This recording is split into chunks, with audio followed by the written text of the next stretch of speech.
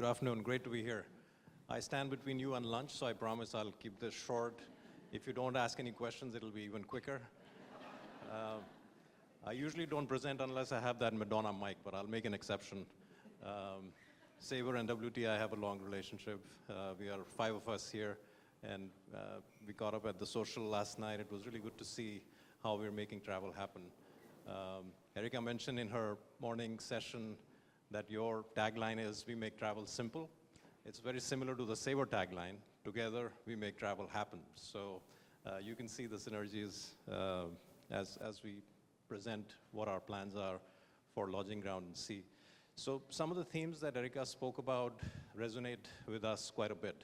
So technology, Gen Z, the changing demographic of the advisors, use of AI and ML, move to the cloud.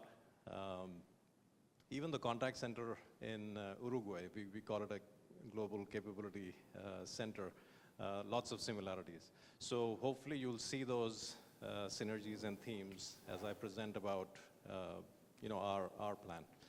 So that's me. I'm relatively new to Sabre. Most of my background is hospitality. I started in the early part of my career with Expedia, but then most of my time has been with hospitality chains, private equity, but also focused on lodging. And then about 5-6 years ago, I got into travel technology, and I've been with Sabre for about a year. And I run what we call lodging, ground, and sea. So Sabre has broadly 6 growth initiatives where a fair amount of investment and focus is going. The good news is that 2 out of those 6 are focused on lodging. So that gives us, not only the love and attention from the board and our CEO, but also investment. So we'll talk about, how we're doing and what the plan is, going forward. So before I jump in, just a quick industry update. I mean, all of you are actually a lot closer to what's going on, but hotels actually bounced back relatively quickly post-pandemic. Airlines took a little bit longer.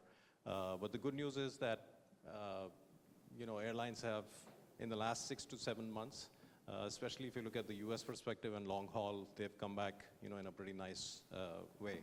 So compared to February of 20, if you keep that as a baseline, you can see that pretty much both hotel and air are nearly recovered.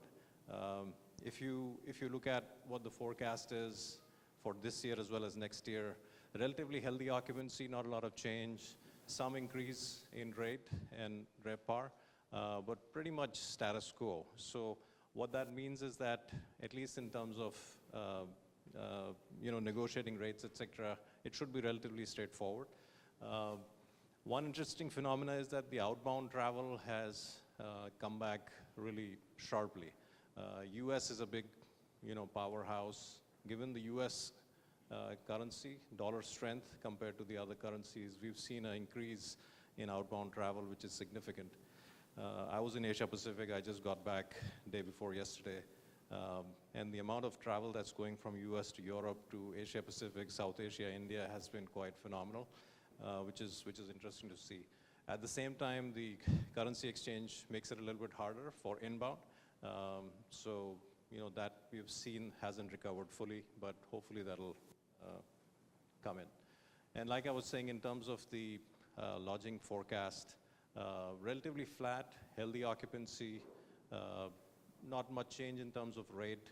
So in terms of the buyers in the room, as you're negotiating with hospitality hotels, just keep that in mind. It's not a lot different. So hopefully you'll still get that buying power that you've had over the last couple of years.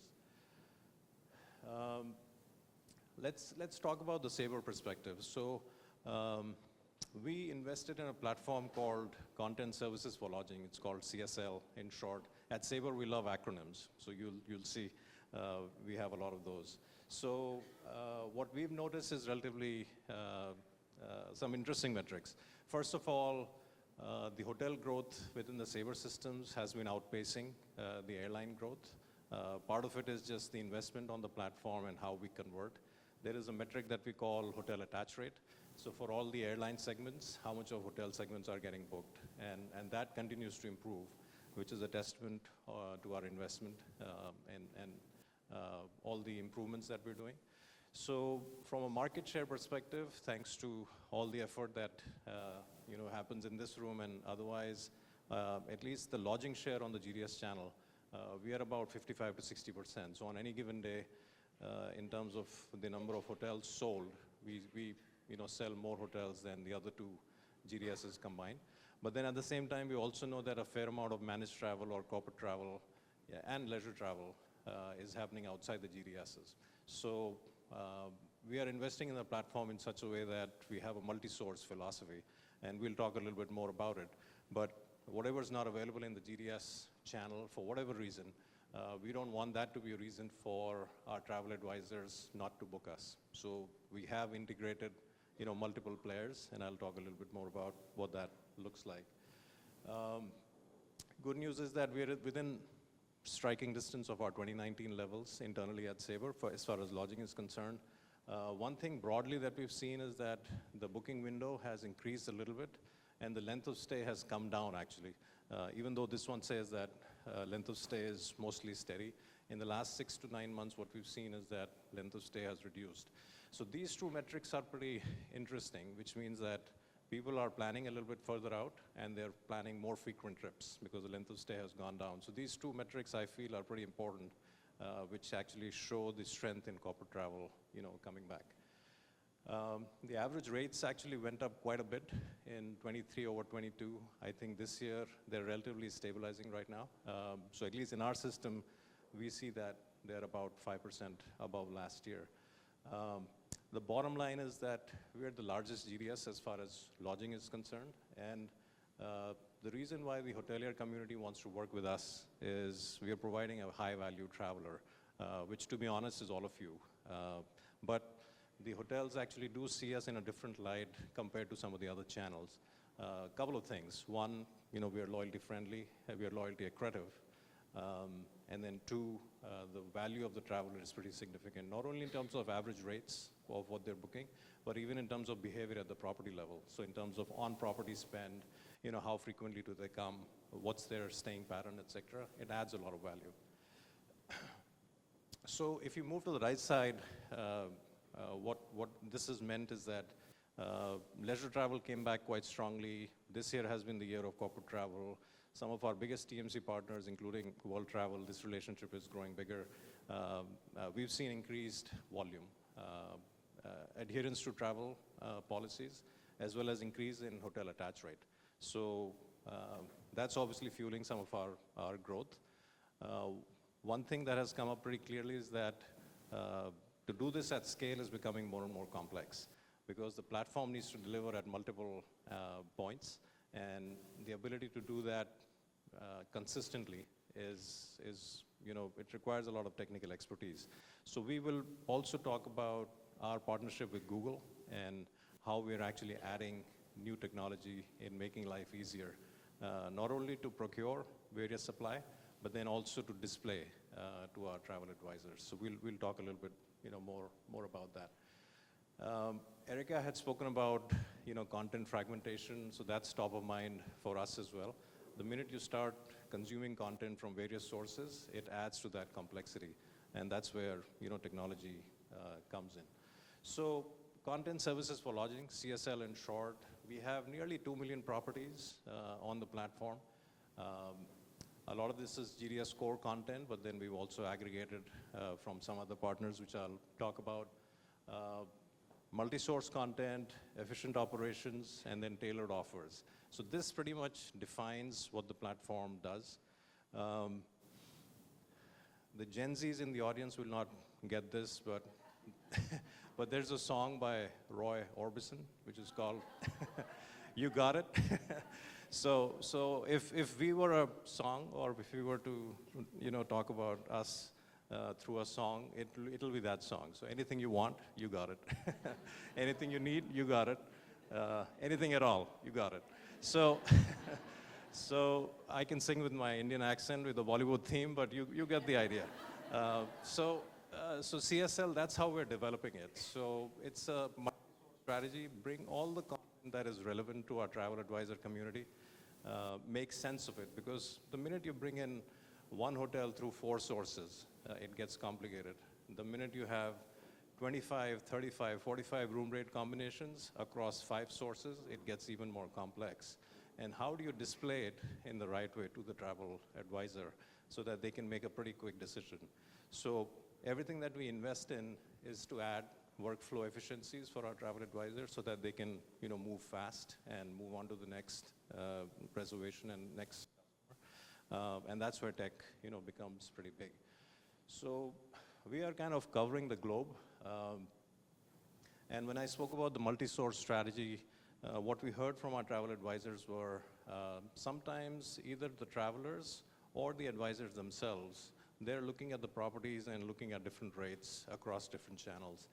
And one of the biggest themes that we've been working on is how do we make ourselves more relevant?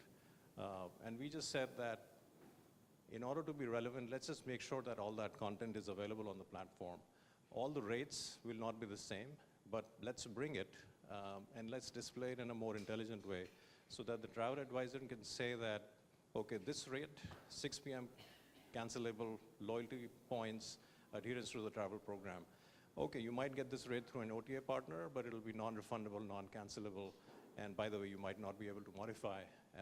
And if that's what you want to book, you can still book it on the platform, attach it to an air PNR, and still do that duty of care that you want to do. So we've kind of done that.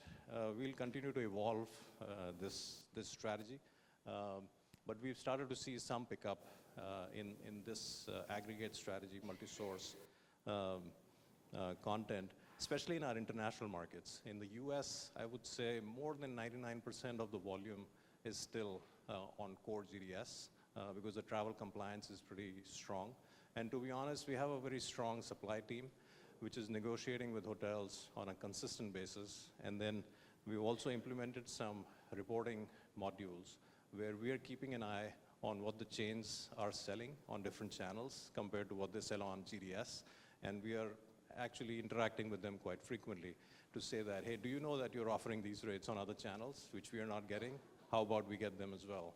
So we will continue to work at the back end to make sure that the content for you is full as well as competitive so that you can see that value on the Sabre GDS. So let me spend a few minutes on what the investment themes are for 25. The improved retailing and shopping APIs, this is a big theme.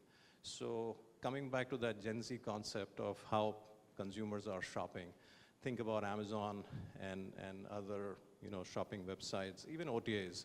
They do a pretty good job of offer order. I think that term came up earlier. But retailing, how can you put various components of travel into a shopping cart and actually do that transaction? So there's a big focus at Sabre on improved retailing. How do we display what is relevant? And how do we use AI and ML to make life easier for the travel advisor? And the way we do this is very simple. We are displaying for a given hotel 25 to 30 room rate combinations. And the way the AI ML engine starts to learn is that if the WTI travel advisor starts to choose a particular room rate combination for a particular hotel in a particular market, it starts to add that to its memory. And then next time when we start to display that, we will actually start to preference some of those room rate combinations and hotel combinations based on the search parameters and shopping parameters of the advisor, while keeping the travel program in mind, while keeping any other consumer preference in mind. So if they have a preference for Marriott Bonvoy, you'll see that the Marriott properties will start to preference up. So to do this at scale, you need a lot of tech investment. And it was good to hear that WTI is actually investing a lot in not only the move to the cloud, but also AI. So I think we are relatively well aligned there. Better content is a big focus. Our supply team is working fast and furious to make sure that we plug in any gaps of content, wherever that might be, to make sure it's available on the platform. We heard a lot of feedback from our travel advisors that they want multi-room booking, they want multilingual content, child rates, breakdown of all-inclusive rates, et cetera. And we've started to fix that problem bottom up. So if you move to the right side in terms of core enhancements, one of the biggest things that we're doing this year is that we're fixing the underlying APIs with our hotel chain partners. So we have direct connects with pretty much all the hotel chains. What is really interesting is that some of these chains, the connections were built back in 1996. So they are still running on that Edifact plumbing, which actually reduces what we can do in terms of display and merchandising. So we are significantly investing in upgrading these APIs. And the good news is that the top 5 of our chain partners will migrate in the next 12 to 14 months into these new APIs, which will give us a huge amount of capability in merchandising the right offers to our travel advisor community. So that's going to be a big focus. Just a few more thoughts about advanced retailing. This is a big focus just to start converting what's already in the platform using technology. I have a video that I'm going to show you as well, which will actually do a better job of presenting this. I just want to spend a few minutes about our partnership with Google.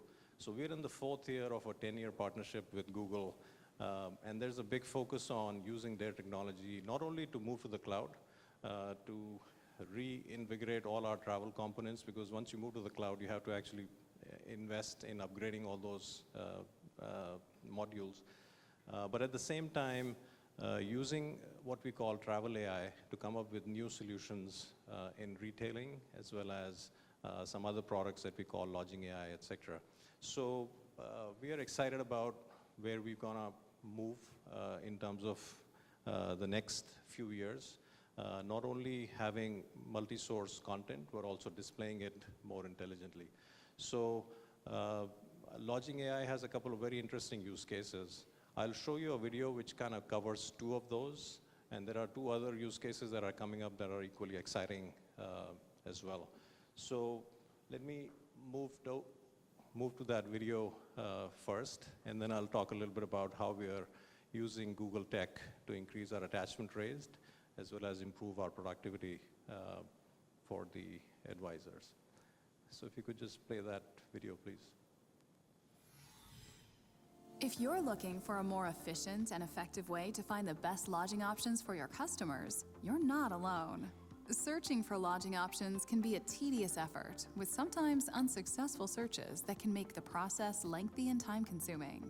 Another hurdle that agents frequently encounter is often their workflow requires them to book air first, and then hotel becomes an afterthought, leading to potentially lost revenue and missed opportunities to increase traveler value. Developed by Sabre and using Google technology, Lodging AI brings new capabilities to content services for lodging, delivering the intelligent lodging options you're looking for. Using Sabre Travel AI machine learning models, Lodging AI analyzes property attributes, trip purpose segmentation, and preferences to identify and present the most relevant lodging options for travelers. Let's look at a scenario where a traveler has requested a specific property, but it's not available. In this example, instead of starting a new search with Lodging AI in Sabre Red 360, the agent can view up to 3 alternative options, including amenities and preferred properties. The API itself can return up to 20 properties and provides a score based on closest match. Providing these options improves productivity while increasing awareness of available properties, all in one seamless workflow.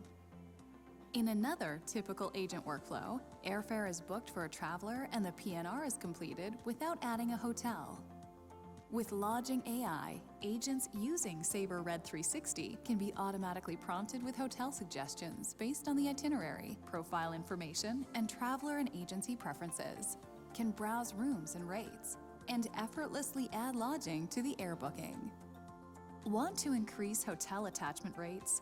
With Lodging AI's cross-sell service, you can identify your previously booked air segments that are eligible for hotel stays. Then offer cross-sell options in an offline mode, such as confirmation or trip reminder emails. Increase agency profitability by selling more lodging content. Enable agents to be more efficient and productive in their workflows. Improve customer satisfaction with Lodging AI. To learn more, contact us today.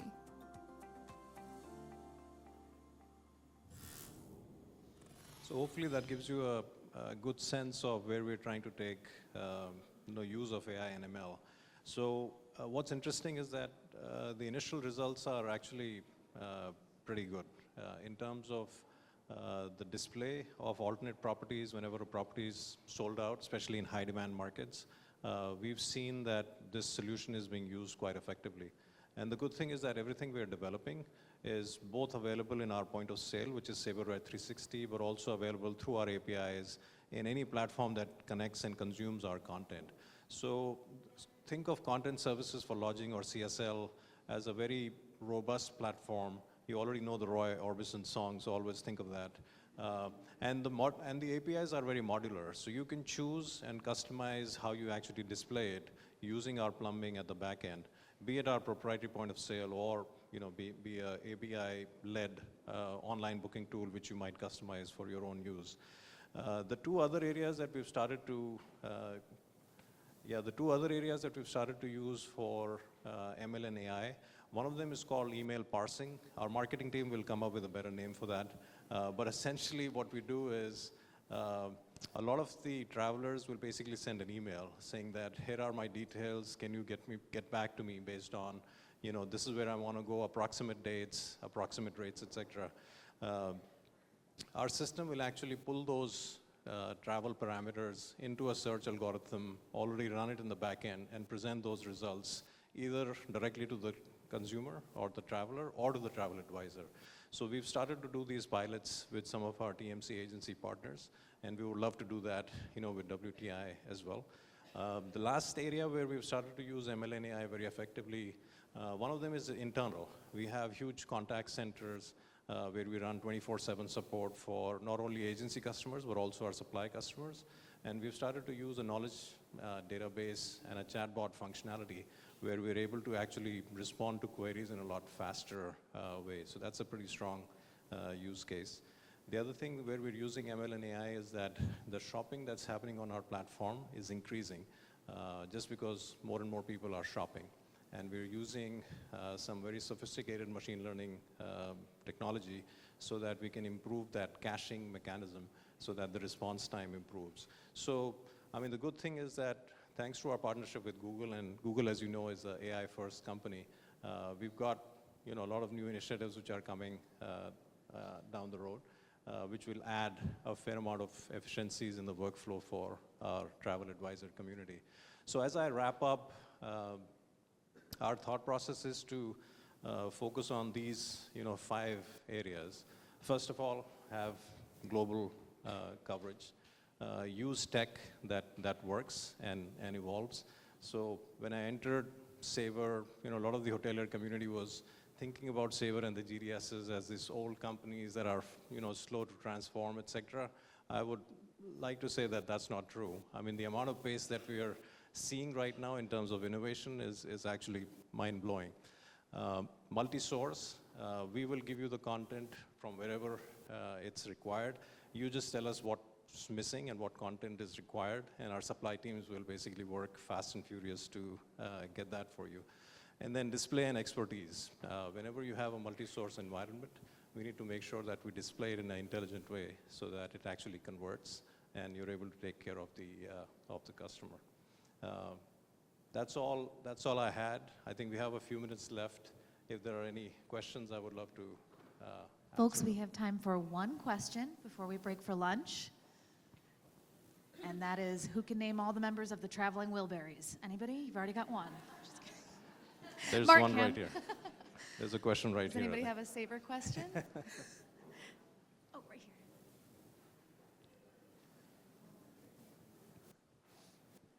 Nope, over here. I missed it. Nope, we're good. All right. I'm going to hand it back over to Barbara. Was that a fake hand? No question? All right, Chinmai, thank you so much.